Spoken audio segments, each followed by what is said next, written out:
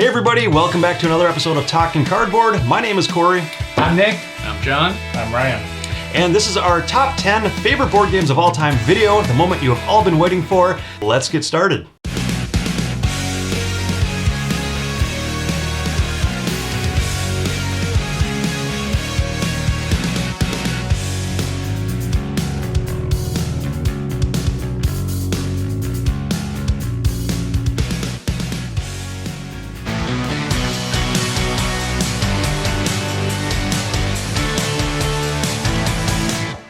All right, so our number 10 game, we're going to start with Nick. So my number 10 is Zombicide, and I'm not picking a specific version of Zombicide. I personally own Zombicide Black Plague. I also own Zombicide Invaders. And the reason why I really like Zombicide is, to me, it's one of the best fun per complexity ratio of games that I feel I own. In that, what I mean is, the rules are relatively simple. On your turn, you're either attacking, moving, maybe searching.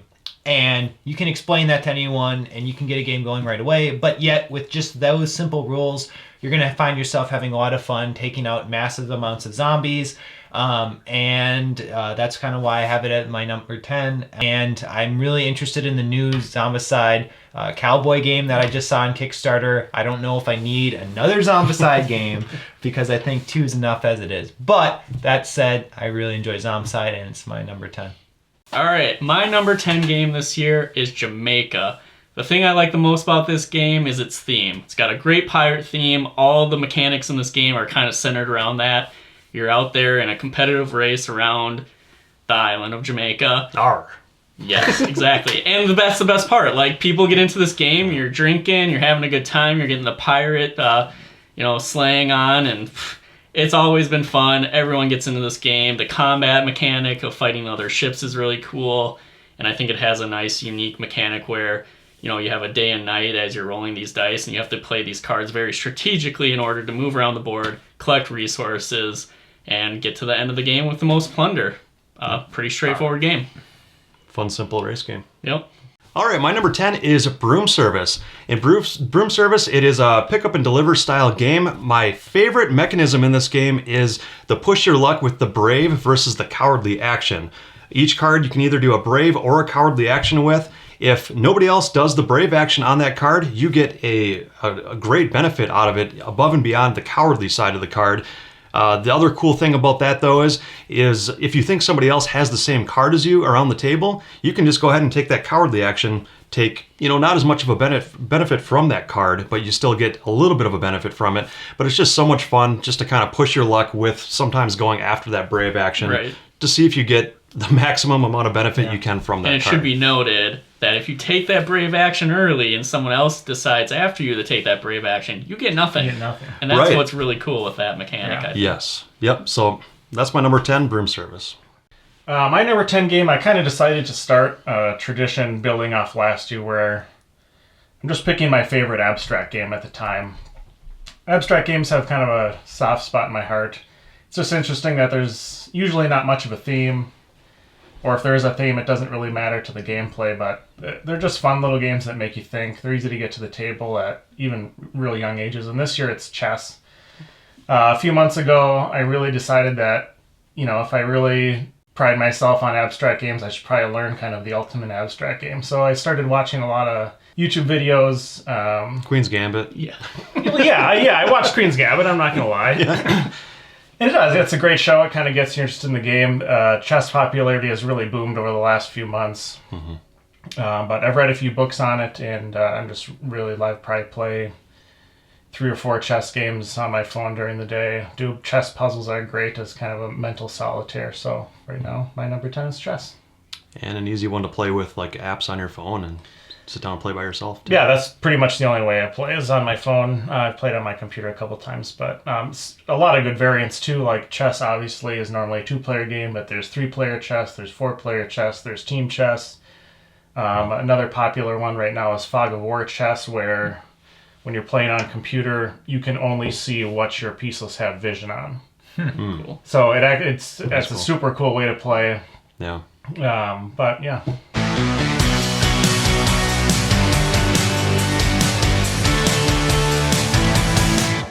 So my number 9 is Imperial Assault from Fantasy Flight Games. And I think I first was introduced to that system from Descent 2nd Edition. And I remember playing Descent 2nd Edition, and I swear I thought, man, if this was Star Wars themed, I would like this game a lot more. And I think it was within the next year the Star Wars Imperial Assault was announced. So it was like an instant buy once it hit the shelves at my local game store. And I was not disappointed. It was essentially a Descent with Star Wars skin on it, and I really enjoyed what appealed to me in Descent and then also Star Wars Imperial Assault was the combat mechanism, in that you have different colored dice depending on the type of weapon you're using, and one die kind of serves as the accuracy die, and then the others are the damage die, and then the defense system I appreciated, where you have a black die that's kind of more stronger opponents, and then for agility defense you have the white die, in which you could maybe miss an attack or dodge an attack completely. But of course, I'm also a fan of this theme of Star Wars, and you really get that in playing Star Wars Imperial Assault. I do wish that you actually could play the key characters in Imperial Assault. Instead, you play these like no-name types of characters. But at the same time, all the other characters I think are introduced as NPCs or other players that you will eventually, characters you'll come across as you play the game. And the campaign system is really cool and fun, and I think it's a great game that you can get a group of people together and play through a full campaign of that.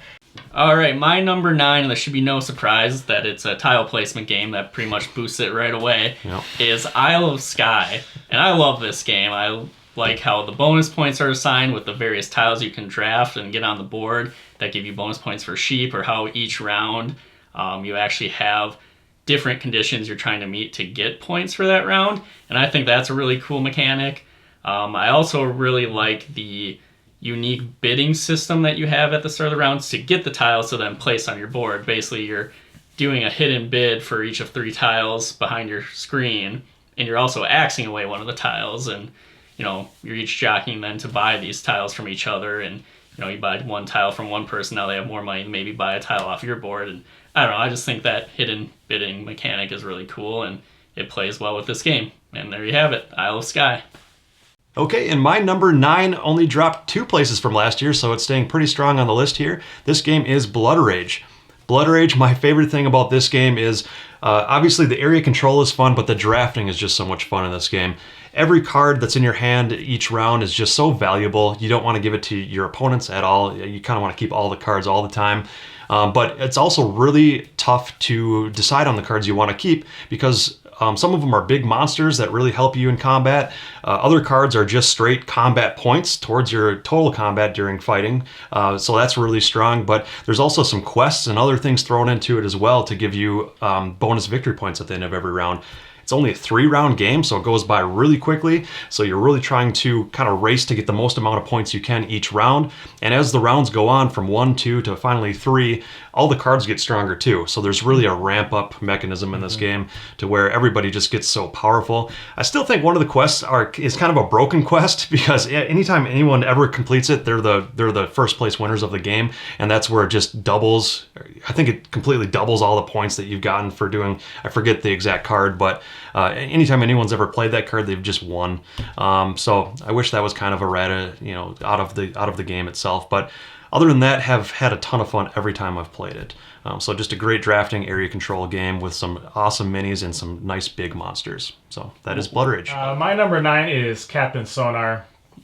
I really love this game. It says 2 to 8 players, but I don't know how you'd play it at less than 6 players, really. Each player, you kind of split into 2 teams, so it's 3-on-3 or 4-on-4. And each player takes the job on a submarine, and the goal is to hunt and destroy the other team's submarine. There's kind of a blinder up between the 2 teams, so you can't see exactly what they're doing, but it's just a great game.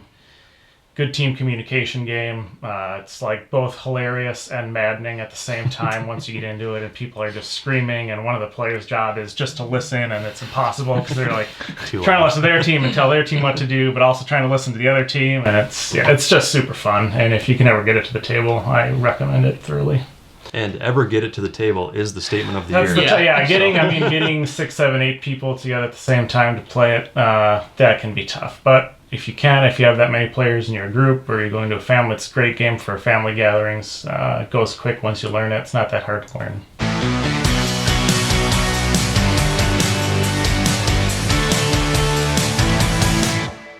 So my number 8 is called King's Armory, and I actually did a video of this game on the Talking Cardboard channel, so definitely check that video out if you want to learn more about this game. But essentially, King's Armory is a tower defense game, and what I like about the King's Armory board game is it's a legitimate tower defense game, and what I mean by that is typically when you think of tower defense, you think of Castle Panic, or games similar to Castle Panic where you have different zones that you're defending as you have a bunch of enemies coming after you, or the other one is Ghost Stories. I think I would consider kind of in that same area, but with King's Armory, you actually have a bunch of enemies going through a pathway that then you're trying to take them out as they try to approach your castle gate. And so this really pays homage to the balloon tower defense computer games that many of us probably played well in computer classes in high school and whatnot. And I just really like that there was this analog version of that digital experience for me to play. I think the game has a lot of modularity, which is really cool too, to add a lot of replayability to the game. There's tons of levels of enemies, there's tons of bosses, there's tons of heroes to play with, there's tons of board configurations and paths you can play with, a lot of different items that you can get during each time you're playing the game. And it plays from 1 to all the way up to 7 players, although 7 does seem like a lot of people to play with for that game.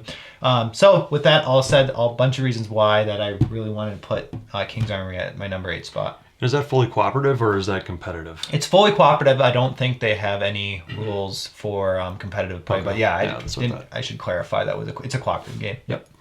All right, my number 8, and someone had to have this, is Magic the Gathering. I mean, it is the card game of probably all history. Been around since, 1993 or something, and I really like this game. One, because there's now so many various formats to it.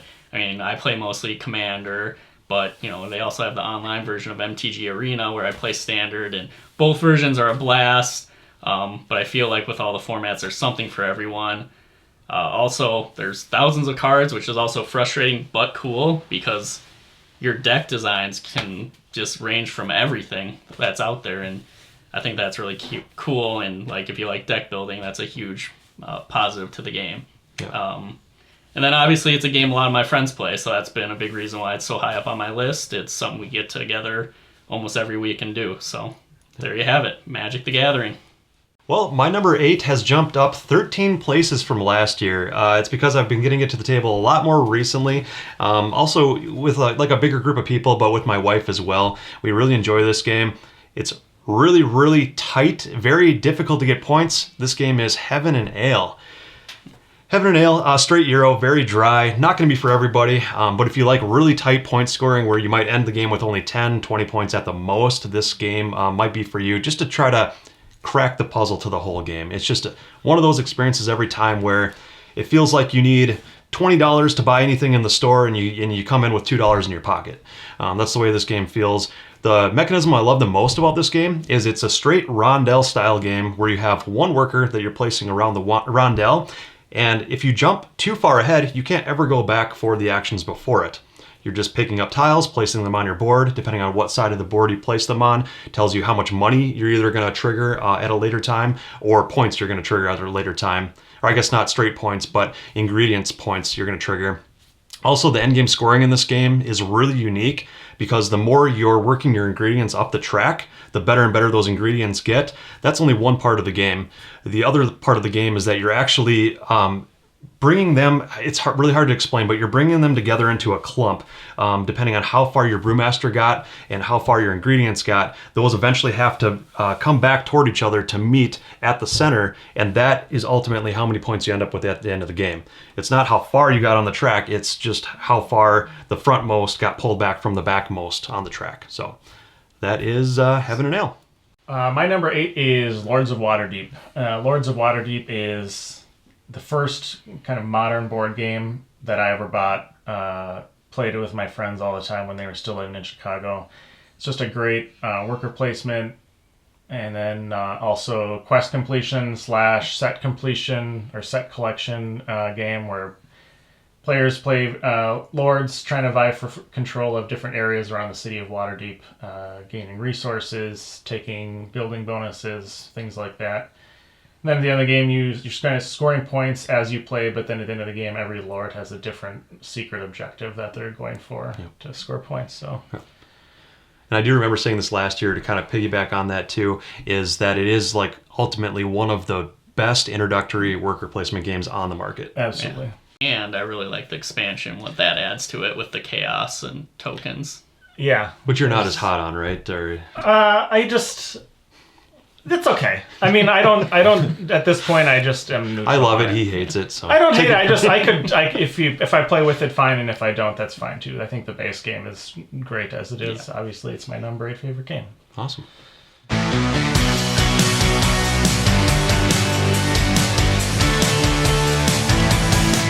All right, my number 7 is the Command and Colors series. And just like my number 10 with Zombicide, I'm not going to pick a specific Command and Colors version. I think the very first one I played was Memoir 44.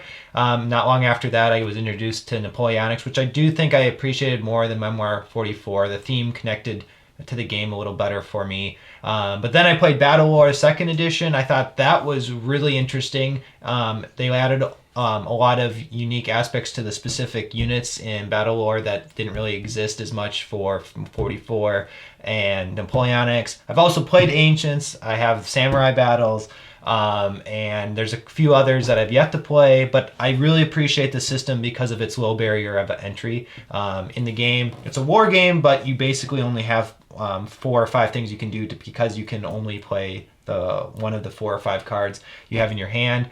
So it kind of streamlines the whole game, where typically with a war game there's a lot of analysis paralysis going on, and in all the Command and Colors games you really can only think about so much since you are limited to the cards you have in your hand. So that's why I wanted to put Command and Colors at my number 7 spot. Awesome. What's your favorite one? Well, yeah, right now I was going to say Napoleonics, but it's between that one and Battle Lore 2nd Edition. I think the battle between blocks and minis. Yeah. Right? Well, that's a great point. It's funny you mention that because a lot of people, of course, love miniatures, but I think I really appreciated the blocks in Napoleonics. I thought that because I have Battle Cry, and Battle Cry is a Civil War version of Command and Colors, and in that game they have miniatures for the units, but it just felt more like a legitimate war game when you're playing with blocks. So you felt like more of a general. It's not like generals where you're moving around little miniatures. I felt like a real general with the blocks, and I think that's why I was more connected to the theme in Napoleonics opposed to Battle Cry and the other ones. Yeah. Awesome.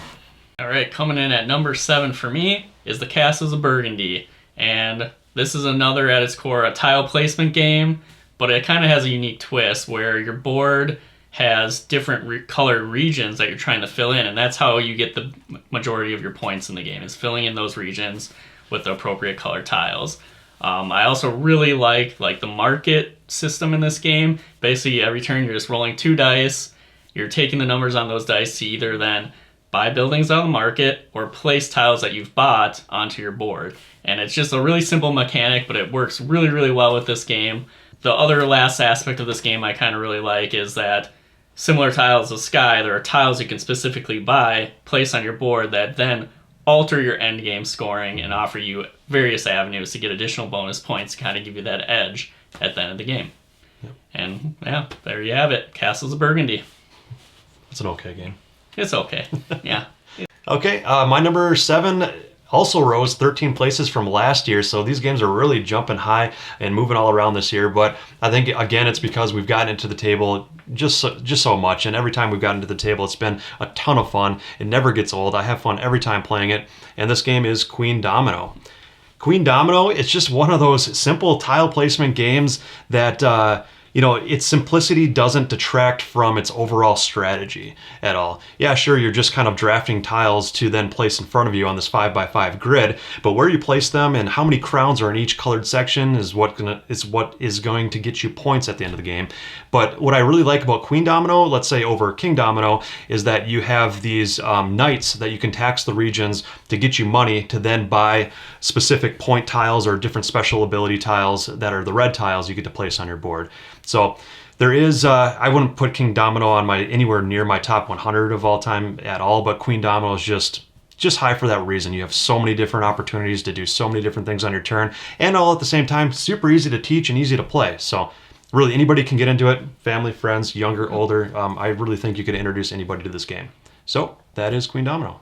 Yeah, I agree. The Queen Domino really added a lot to make. I played King Domino first, didn't think much of it, but Queen Domino definitely is more engaging to me. Yeah, definitely.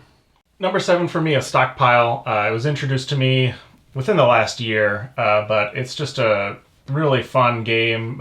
Stock manipulation, hidden information, somewhat social deduction aspects. If you start to realize, like, ooh, if that player is selling something, that probably means because he's going to adjust the market down, so maybe I should sell him off too. But also maybe that player is selling him off to just because he needs money, or she needs money, or if they're trying to make everybody else think that the stock is going to go down. Right. But there's never a down moment in the game. I mean, even if it's not your turn, you're always paying attention to what other players are doing because it affects what you need to do, and it's just a really fun game. Easy to learn, fast to play. Stockpile.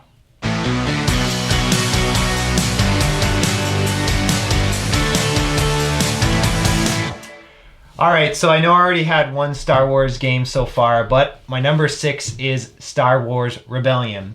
And as many people refer to this game as, it's basically Star Wars in a box. I was originally hoping they would make a Star Wars version of Twilight Imperium, and instead Fantasy Flight came out with Star Wars Rebellion. But at the end of the day, Rebellion is the grand scale Star Wars game that I was looking for, and I really think the mechanism of how the Empire is looking for the Rebel base is really well done. I appreciate all the asymmetric missions each side has at their disposal, and I think the asymmetry of the game in general, each side really plays as how you see them in the movies. The Empire having overwhelming forces, the Rebellion having these missions that are more sneaky and important for them to achieve their objectives, and you kind of meet in the middle. It's a pretty fairly balanced game at the end of the day, even though at face value you probably go in thinking, oh, the Empire's clearly going to win. You have all these forces at your disposal, but then you realize, wow, this rebel base is more difficult to find. Which is the way it feels in the movies too. Yeah, right? Yeah. So. So that's exactly the point of why I have Star Wars is my number 6. Star Wars Rebellion is my number 6, and not to steal anyone's thunder or anything. Yes, and to segue right from there, my number 6 is also Star Wars Rebellion. And my gosh, I'm going to echo a lot of what Nick said, but the theme on this game, and I love Star Wars, it's like perfect. I don't know how they could have done it any better. They released an expansion that just built on what they had originally, and it did tweak a few things, so obviously there was some ground to make up with what they originally had. But yes, playing as the rebels, you're trying to, like Nick said, you're trying to be sneaky, but really all you're trying to do is spread your influence over the galaxy, and those, unique asymmetrical quests that the Rebellion has really speaks volumes to that. Each side also gets various admirals and characters and heroes that they're trying to send around the board in order to complete these quests, or, build fleets or lead their forces into battle either on the ground or in space. And they've included a ton of different units in this game. Well, I shouldn't say a ton, but they've included a good core number of units into this game that each have their unique stats and attack values and what they can hit. And I think that's really cool how they did that. And yeah, I don't know what else to add on to what Nick said, but I love this game. It's only 2 players. Supposedly you can play it as 4. We've never tried that, but I think either way it'd be really fun just to sit down for an afternoon and have a good time. Yeah, definitely. The one thing too that I wanted to add is that in Rebellion you actually get to control the main heroes and villains of the Star Wars saga, whereas like I said earlier in Imperial Assault they're just like side notes in your games, but in Rebellion they're the key characters, which is and you can have them do different things than the movies. And the interactions are really cool. Like you can capture Rebellion heroes and bring them over to the dark side. You can even turn someone to your dark side. It's really great. Yep. I think the theme's spot on, and I love this game. Well, my number 6 is not Star Wars Rebellion, but it is one of the granddaddy sci-fi style themes that ever was released, first in the novel form, and a brand new game to the list, and that is DUNE Imperium. So in DUNE Imperium, the thing I love most about it is it combines deck building with worker placement, which is being seen more lately, but hadn't been really seen before. But typically, I don't like race games where you're racing to a certain set amount of points for the victory. In this game, you're racing up to basically 10 points. I think it's 9 points if you play with a 4-player count. But you're trying to race to get to that number of victory points to win. Typically don't like that, but in this game, it's just so tense. Everything you're doing, you're working towards a specific goal. You're working toward really trying to get that 1 point at a time, and those 1 points at a time are really difficult to get. So when you achieve that, you feel like you've actually done something. Also, the combat in this game is really cool. It's not like straight head-to-head combat. It's basically just trying to muster up enough troops to have some stand in the conflict at the end of every round. And sometimes it's better not to put yourself in the conflict if you're not going after that specific goal on the card. So you can kind of pick and choose which combats you're a part of. That kind of plays into seeing what other players are doing around the table too, because if you see that too many troops are getting into the conflict for that round and you don't necessarily really need what that bonus is, just go ahead and pull back, save your troops up for the next round, and then attack. And every game we've played of this has been with are kind of between 1 to 2 point swing between the winner and the last place person. So really tight every time. That is Dune Imperium. Yeah, that is a really good game. It's new to obviously over the last year because it's such a new game. The couple things that I'll just say I didn't care for as much was in the Bene Gesserit track where you get the intrigue cards. The time that I played, I just felt like there was too large a swing and what those cards too. Like when I played with my wife, she had a card that basically gave her a point and took 1 point away from me. So that's basically 20% of the victory condition off one card. And one of my cards was take 1 water, which is essentially nothing. And I just kind of felt like for a game that is otherwise very well balanced, there was essentially no balance to that, and it was just such a wild swing. But that aside, it's a tight game. It goes fast. There's a lot to do. It's a good game. Yeah, and that could be a little bit more noticeable with a 2-player game, a little bit too swingy with that. But in our 3 to 4-player games, it didn't really seem to matter as much.